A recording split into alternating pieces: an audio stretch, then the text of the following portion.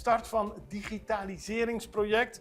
Gisteren is het Nationaal Archief Curaçao de plaats geweest waar een officiële kick-off werd gehouden van het project Digitalisering Koloniaal Archief. Het project is een van de grootste initiatieven die voortvloeien uit de middelen die het Koninkrijk der Nederland beschikbaar heeft gesteld naar aanleiding van excuses voor het slavernijverleden. En de ondertekening voor dit project vond plaats door de minister van Bestuur, Planning en Dienstverlening. Dat is nog Charles ten Hato. Ik zeg nog omdat hij ook minister van Justitie is en deze twee ministeries combineert sinds het vertrek van Kimberly Louyantai als minister van BPD.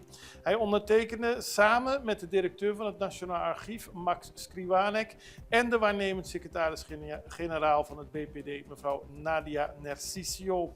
En het project maakt deel uit van de interministeriële actieagenda Herdenking, Erkenning en Herstel.